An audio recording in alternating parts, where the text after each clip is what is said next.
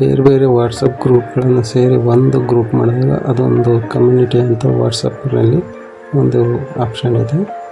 ಅದರಲ್ಲಿ ಒಂದು ಕಮ್ಯುನಿಟಿಯಲ್ಲಿ ಬೇಡದೇ ಇರೋ ಒಂದು ಗ್ರೂಪನ್ನು ಸೇರಿಸಿದರೆ ಅದನ್ನು ಹೇಗೆ ರಿಮೂವ್ ಮಾಡೋದು ಅಂತ ತೋರಿಸ್ತೇನೆ.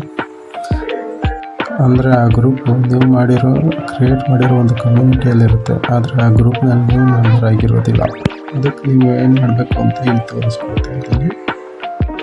ಮೊದಲು ವಾಟ್ಸಪ್ಪನ್ನು ಓಪನ್ ಮಾಡಿ, ಅದರಲ್ಲಿ ನೀವು ಕ್ರಿಯೇಟ್ ಮಾಡಿರೋಂಥ ಕಮ್ಯುನಿಟಿಯನ್ನು ಓಪನ್ ಮಾಡಿ. ಆ ಕಮ್ಯುನಿಟಿ ಐಕಾನ್ ಮೇಲೆ ಕ್ಲಿಕ್ ಮಾಡಿ ಕಮ್ಯುನಿಟಿಯನ್ನು ಓಪನ್ ಮಾಡಿ. ಆಮೇಲೆ ಮೇಲ್ಗಡೆ ಕಮ್ಯುನಿಟಿಯ ನೇಮ್ ಮೇಲೆ ಕ್ಲಿಕ್ ಮಾಡಿ. ಈಗ ಇದರಲ್ಲಿ ನೋಡಿ, ಒಂದು ಕಮ್ಯುನಿಟಿಯಲ್ಲಿ 6 ಗ್ರೂಪ್ ಇದೆ.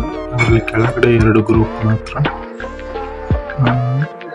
ಯು ಕ್ಯಾನ್ ಜಾಯಿನ್ ಅಂತ ಕೊಟ್ಟಿದೆ. ಗ್ರೂಪ್ಸ್ ಯು ಕ್ಯಾನ್ ಜಾಯಿನ್ ಅಂತ.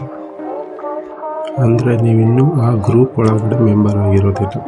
ಅದಕ್ಕೆ ನೀವು ಗ್ರೂಪ್ ಒಳಗಡೆ ಅದನ್ನು ರಿಮೂವ್ ಮಾಡೋ ಆಪ್ಷನ್ ಹುಡುಕಿದರೆ ಜಾಯಿನ್ ದಿ ಗ್ರೂಪ್ ಅಂತ ತೋರಿಸುತ್ತೆ.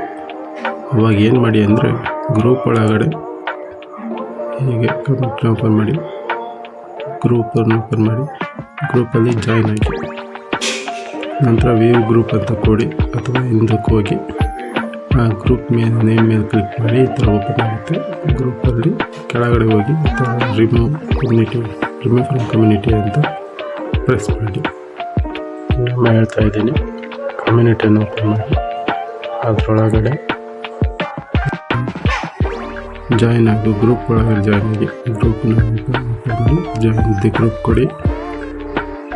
ಆಮೇಲೆ ವ್ಯೂ ಗ್ರೂಪ್ ಅಥವಾ ಹಿಂದಕ್ಕೆ ಹೋಗಿ ಗ್ರೂಪ್ ನೇಮ್ ಮೇಲೆ ಕ್ಲಿಕ್ ಮಾಡಿ, ಮೇಲ್ಗಡೆ ಗ್ರೂಪ್ ಐಕಾನ್ ಮೇಲೆ ಕ್ಲಿಕ್ ಮಾಡಿ, ಈ ಕಡೆ ಕೆಳಗಡೆ ಈ ಥರ ಹೋಗಿ ಅಲ್ಲಿ ರಿಮೂವ್ ಗ್ರೂಪ್ ಅಂತ ಕೊಡಿ.